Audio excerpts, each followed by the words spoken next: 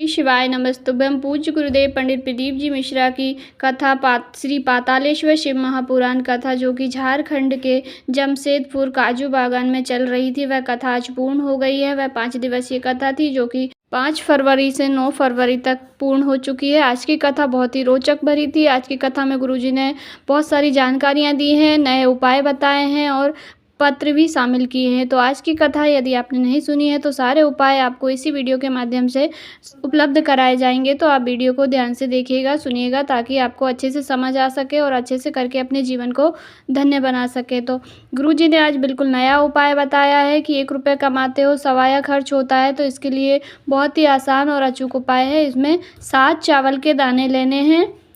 यदि आपसे कोई कह दे कि आपके घर में पितृदोष है या कार्य बनते बनते बिगड़ जाते हैं, पितृदोष, गुरुजी ने यह भी कहा कि यदि आप पिंडदान कर आते हैं, गया में भी चले जाते हैं, पितरों के तुल्य कुछ भी कार्य कर लेते हैं, तिलांजलि दे देते हैं, उनके निमित्त कुछ भी कार्य कर लेते हैं, परंतु हमारी समर्थ नहीं है कि हम पितृदोष को दूर कर सकें। पितृदोष को एक ही दूर कर सकते हैं, वो है महादेव, पितरों के देवता महादेव। पितृदोष को भी वह दूर करते हैं, काल सर्प दोष को भी वही दूर करते हैं, सारे दोषों को भी भोलेनाथ ही दूर करते हैं। तो इसके लिए आपको गुरुजी ने कहा है कि पीपल के वृक्ष के नीचे आपको क्या समर्पित कर देने से पितृदोष दूर हो जाता है। तो गुरुजी ने कहा 7 चावल के दाने आप पीपल के वृक्ष के नीचे समर्पित कर सकते हैं। तो आप प्रदोष के दिन 7 चावल के दाने या तो पीपल के वृक्ष के नीचे समर्पित करें, या तो बेलपत्री के वृक्ष के नीचे समर्पित करें, या तो बड़ वृक्ष के नीचे समर्पित करें, या तो आंवले के वृक्ष के नीचे समर्पित करें,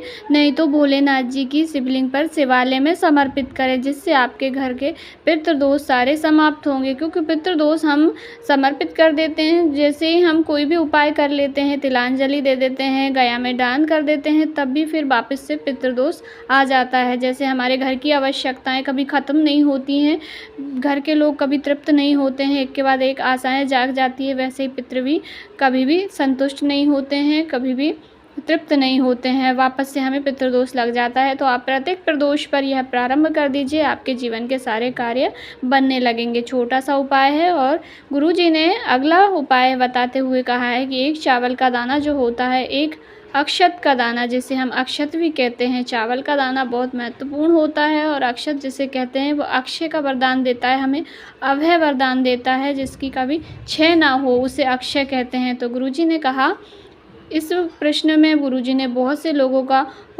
जो सवाल करते हैं उनका भी जवाब दिया है। क्योंकि लोग कहते हैं कि क्या होता है 1 चावल का दाना महादेव जी पे चढ़ाने से, क्या होता है 1 बेलपत्री महादेव जी पे चढ़ाने से। तो गुरुजी ने कहा 1 चावल का दाना समर्पित करने से बाबा हमारे सारे दुख दूर कर देते हैं। और गुरुजी ने यह भी कहा कि पंडित जी हमारे घर में पूजन करवाने आते हैं तो वह कहते हैं यदि आपके पास बेलपत्री नहीं है तो आप चावल के दाने चढ़ा दीजिए, यदि आपके पास फूल नहीं है तो आप चावल के दाने चढ़ा दीजिए। कुल मिलाकर यदि आपके पास कोई सामग्री नहीं है, आप मंदिर गए हैं, आप चाहते हैं कि मैं बेलपत्री चढ़ाऊँ, मैं पारिजात का पुष्प चढ़ाऊँ, मैं समी पत्र चढ़ाऊँ, परंतु आपके पास नहीं है, तो आप चावल के दाने भी अगर उस भाव से समर्पित करेंगे कि यह मैं बेलपत्री के निमित्त 1 चावल का दाना समर्पित कर रही हूँ, तो बाबा को बेलपत्री स्वीकार्य हो जाएगी। यदि आप समी पत्र के लिए करेंगे तो वह भी स्वीकार हो जाएगा। तो आप 1 चावल का दाना, भगवान जी को आपके पास कुछ नहीं है तो सिर्फ चावल का दाना ही बाबा को समर्पित कीजिए, बाबा प्रसन्न हो जाएंगे।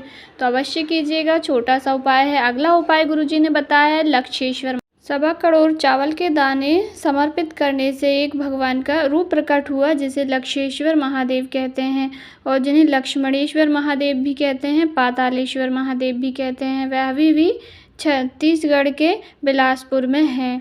तो गुरुजी ने आज बहुत ही अच्छी कथा की रोचक जानकारियाँ दी हैं, पत्र भी पढ़े हैं, परंतु मैंने इस वीडियो में पत्रों को शामिल नहीं किया है। यदि आप कमेंट करके पत्रों के बारे में जानकारी जानना चाहते हैं, यदि आप चाहते हैं पत्र भी पढ़े जाएं वीडियो के माध्यम से, तो आप कमेंट करके अवश्य बताइएगा। मैं इस वीडियो में अधिक से अधिक जानकारी और पत्र शामिल करने की कोशिश करूंगी। वीडियो अच्छी लगी हो तो लाइक ज़रूर करें। यदि वीडियो से रिलेटेड आपके मन में कोई क्वेश्चन है, यदि कुछ पूछना चाहते हैं तो कमेंट करके अवश्य पूछें और कमेंट बॉक्स में श्री शिवाय नमस्तुभ्यम, ओम नमः शिवाय अवश्य ही टाइप करें।